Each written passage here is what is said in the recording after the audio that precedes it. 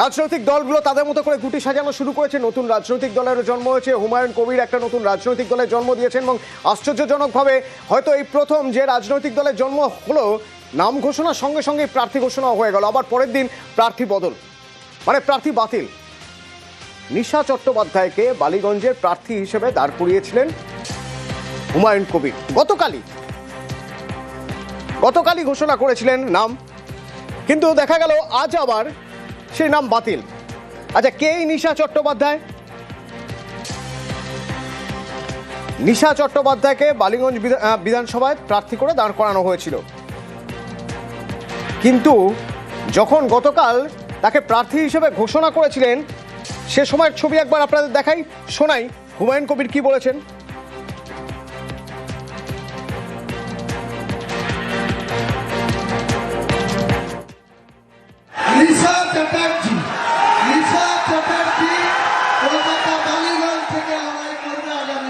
কলকাতা বালিগঞ্জ কেন্দ্রে যেখানে বামুন সুপ্রিয় প্রার্থী আছে নিশা চ্যাটার্জি।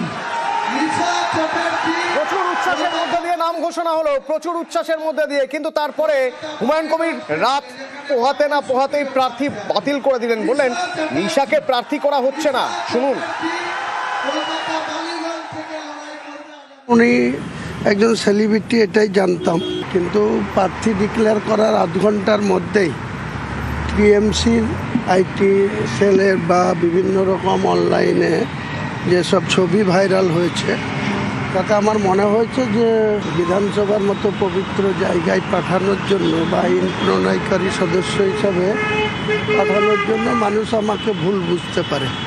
তাই আমি সেটা 24 ঘন্টা যেতে না যেতেই সিদ্ধান্ত নিয়েছি যে এটাকে প্রার্থী রূপে রাখবো না, এবং আমি এক সপ্তাহের মধ্যে বালিগঞ্জের নেক্সট নাম তৃণমূলের লোকরাই তো এসব করেছে। যে সানিয়াত চৌধুরী নিয়ে গেছে যেটা করেছে এখনও ওই সানিয়াতের তৃণমূল কংগ্রেসের হিসাবে আছে।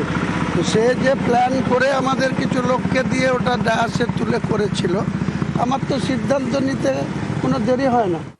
কোন ছবি কোন ভিডিওর জন্য হুমায়ুন কবিরের মনে হচ্ছে যে বিধানসভার মতো পবিত্র জায়গায় নিশা চট্টোপাধ্যায়কে প্রার্থী করে নিয়ে যাওয়া যায় না?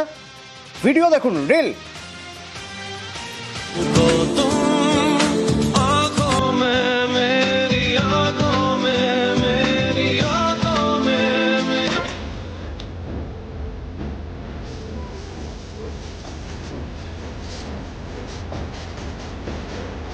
তো হুমায়ুন কবিরের নিজের দল, নিজের সিদ্ধান্ত, তার মনে হতেই পারে। তবে এখানে প্রশ্ন উঠে যায়, রাতারাতি দল ঘোষণা করে সঙ্গে সঙ্গে প্রার্থীও ঘোষণা করলেন, কোনো খোঁজ খবর নেননি। এখন অন্যান্য রাজনৈতিক দলের উপর দোষটা পাচ্ছেন যে তারা ভিডিও ভাইরাল করেছে, ছবি ভাইরাল করেছে। তো আপনি প্রার্থী বাছাইয়ের আগে নিজে খোঁজ খবর করেননি? আপনার যদি মনে হয় এই প্রার্থী বেমানান, তাহলে নাম ঘোষণা করেছিলেন কেন? এই প্রশ্ন উঠছে, এই প্রশ্ন উঠবে। আর নিশা চট্টোপাধ্যায় গতকাল তিনি বলেছিলেন যে তিনি দেশের জন্য কাজ করতে চান, দশের জন্য কাজ করতে চান। আজ যখন তার নাম ছেটে ফেললেন হুমায়ুন কবির প্রার্থী তালিকা থেকে, তখন নিশা চট্টোপাধ্যায় কি বলছেন শুনুন। এখন এত কিছু দেখছি যখন আসার পর, যে এত বাবরি মসজিদ একটা, তো আমি একটা বাঙালি মেয়েকে হাঁটিয়ে তুমি বলছো একটা মুসলিমকেই নিয়ে আসবে, তাহলে সেটা সেকুলার পার্টি কি করে হলো? হিন্দু বলেই বাদ হয়েছি, নাহলে বাবরি মসজিদকে আমি একটা বাঙালি মেয়ে হয়ে যখন আমরা সবাই বলছি যে আমরা সাপোর্ট করব, আমরা যেমন মন্দিরও করব, মসজিদও করব, তারপরেও যদি আমাকে সেই জায়গা থেকে বাদ দিয়ে দেওয়া হয়, তাহলে সেটা আমার মনে হয় না এটা কোনো সেকুলার পার্টি। পূর্ব বর্ধমানের ভাতারে পল্লব কীর্তনিয়ার অনুষ্ঠান ছিল, গানের অনুষ্ঠান, তো সেটা বাতিল হয়ে গেল। এবার সোশ্যাল মিডিয়ায় পল্লব কীর্তনিয়া কি লিখছেন? সোশ্যাল মিডিয়ায় পল্লব কীর্তনিয়া অভিযোগ করছেন যে লগ্নজিতার পাশে দাঁড়ানোর জন্য তার অনুষ্ঠান বাতিল হয়ে গিয়েছে। লগ্নজিতার পাশে তিনি দাঁড়িয়েছিলেন, তাই তার অনুষ্ঠান বাতিল করা হয়েছে, তার কণ্ঠরোধ করা হচ্ছে। ভাতারের বইমেলায় শিল্পী হিসেবে নির্বাচিত হয়েছিলেন, 25শে ডিসেম্বর গান গাওয়ার কথা ছিলাম, শাসকের নাকি প্রবল চাপে সেই অনুষ্ঠান বাতিল করা হয়েছে, অভিযোগ করছেন পল্লব কীর্তনিয়া। জানবো ভাতার থেকে আমার সঙ্গে শরদিন্দু রয়েছেন। শরদিন্দু, ওখানকার কি খবর? তার গুরুতর অভিযোগ করছেন পল্লব কীর্তনিয়া যে তার নাম বাতিল করা হয়েছে, তার অনুষ্ঠান বাতিল করা হয়েছে, কেননা লগ্নজিতার পাশে তিনি দাঁড়িয়েছিলেন বলে। একেবারেই অতনু, তুমি যেমনটি বলছিলে সোশ্যাল মিডিয়ায় তেমনই পোস্ট করেছেন পল্লব কীর্তনিয়া, এবং ভাতারে যে বইমেলা এবং উৎসব অনুষ্ঠিত হবে তা 24 তারিখ থেকে 30 তারিখ পর্যন্ত সেই উৎসব অনুষ্ঠিত হবে এবং সেখানে বিভিন্ন দিনে বিভিন্ন শিল্পীরা আসছেন। তেমনই 25শে ডিসেম্বর সেখানে পল্লব কীর্তনিয়ার সঙ্গীত অনুষ্ঠিত হওয়ার কথা ছিল, কিন্তু শেষ মুহূর্তে তাকে বাতিল করা হয়েছে। যদিও উদ্যোক্তারা বলছেন যে তাদের যে আর্থিক সংকুলন না হওয়ার কারণেই তাদের এই সিদ্ধান্ত নিতে হয়েছে, কারণ তাদের আর্থিক সমস্যা দেখা দিয়েছে অনুষ্ঠান আয়োজনের ক্ষেত্রে। সেক্ষেত্রে পল্লব কীর্তনিয়ার যে সাম্মানিক দেওয়ার কথা ছিল তা তারা দিয়ে উঠতে পারবেন না, তা বুঝেই তারা সেই অনুষ্ঠান বাতিল করেছেন। তো সেই ওই দিন অন্য কোনো শিল্পীকে রাখা হচ্ছে না বা নামী শিল্পীকে সেভাবে রাখা হচ্ছে না, এবং এর সঙ্গে শাসক দলের কোনো চাপ তারা পাননি, তাদের কাছ থেকে কোনো চাপ আসেনি এমনটাই তারা জানাচ্ছেন। এবং এই ঘটনাকে কেন্দ্র করে রাজনৈতিক চাপানোতরও সৃষ্টি হয়েছে। বিজেপির পক্ষ থেকে অভিযোগ করা হয়েছে এ রাজ্যে শিল্পীদের স্বাধীনতা নাই। অন্যদিকে তৃণমূল কংগ্রেসের বক্তব্য যে ভাতারে পল্লব কীর্তনিয়ার অনুষ্ঠান বা সে অনুষ্ঠান না করা নিয়ে তাদের পক্ষ থেকে কোনো রকম কিছু উদ্যোক্তাদের জানানো হয়নি, এবং রাজ্যে শিল্পীরা স্বাধীনভাবেই কাজ করতে পারছেন, তাদের মত প্রকাশ করতে পারছেন। এর সঙ্গে ভাতারে পল্লব কীর্তনিয়ার না আসার সঙ্গে তৃণমূল কংগ্রেসের কোনো যোগ নাই। ধন্যবাদ ধন্যবাদ ধন্যবাদ।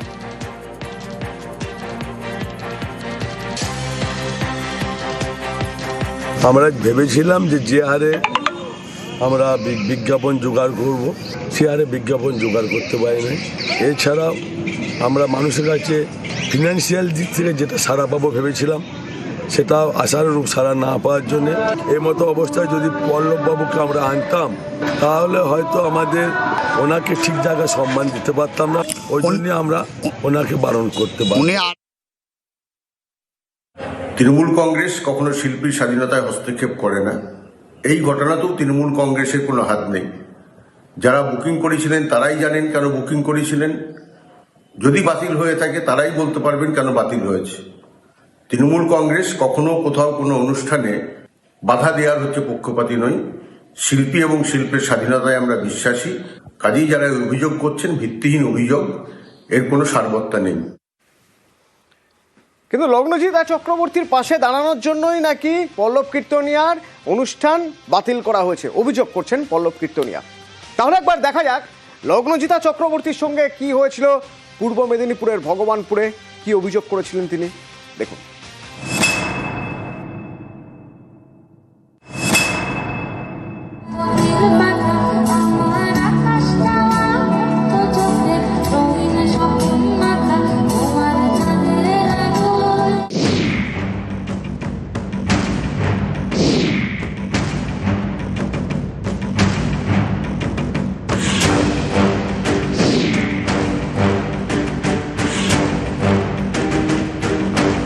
জাগো মা বলে একটা গান, যেটা এই পুজোতে দেবী চৌধুরানী বলে একটা ছবি রিলিজ করেছে। এইটা সেই ছবির গান, অবভিয়াসলি আমি গেছি ছবিতে। যখন আমি কথা বলছিলাম হঠাৎ আমরা রিয়েলাইজ করলাম যে একজন মানুষ স্টেজের দিকে ছুটে এলেন, উনি স্টেজে উঠে গেলেন, এবং even before we could realize anything উনি আমার প্রায় এরকম একটা ডিস্টেন্সে চলে এলেন। প্রত্যেকে দেখেছেন যে উনি আমাকে মারতেই আসছিলেন স্টেজে। সবাই মিলে যখন ওনাকে ধরে টেনে নিয়ে সরিয়ে নিয়ে যাচ্ছে, তখন উনি চিৎকার করে বলেন যে অনেক জাগমা হয়েছে, এবার একটু সেকুলার গা, মানে তুই তো কারি।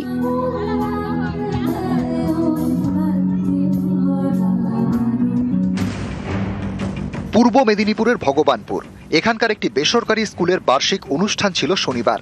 স্কুলের কাছেই মঞ্চ বাঁধা হয়, সেখানে গান গাইছিলেন লগ্নজিতা চক্রবর্তী।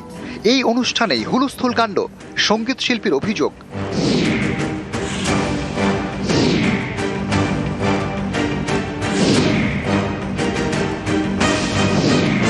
অনুষ্ঠান চলাকালীন মঞ্চে উঠে পড়েন মেহবুব মল্লিক, যিনি বেসরকারি স্কুলের কর্ণধার এবং অনুষ্ঠানের আয়োজক। তিনি মঞ্চে উঠে লগ্নজিতাকে মারতে যান বলে অভিযোগ। কয়েকজন মিলে মেহবুবকে ধরে ফেলেন।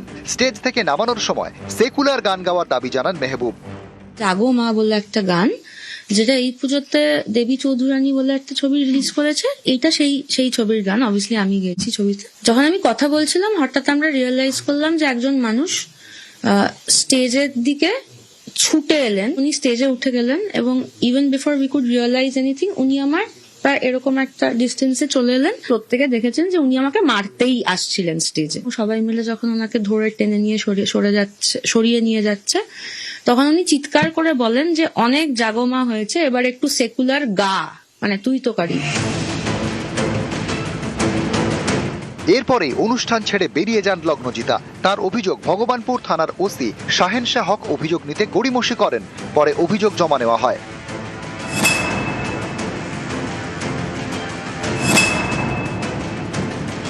থানার তরফেও ইনিশিয়ালি যেটুকু আমাদের কথা বলে মনে হয়েছিল যে ওনার শিল্পীর তরফে ওনার মনে হয়েছিল যে it could have been handle in a better way.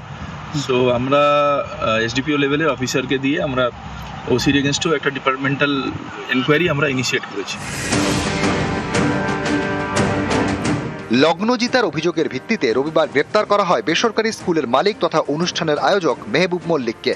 উনি টাইম দিয়েছিলেন 4টায়, আমরা শীতের কারণে ওটা দেরি হয়ে গেছিল, 6:30 বেজে গেছিল। উনি এটাতে খুব রেগে যান, দিয়ে এক্সট্রা টাকার জন্য ডিমান্ড করেন। আমরা ওতে রাজি হইনি। আর উনি যে গানটা গেয়েছিলেন, তো ওই গানটাকে বলা হয়েছিল যে আপনি আরেকটা অন্য যে কোনো সেকুলার গান। ওনার মনে হয় প্রেস্টিজে লেগেছে, দিয়ে সঙ্গে সঙ্গে প্রোগ্রাম বন্ধ করে দেন এবং উনি থানায় এসে কমপ্লেন করেন।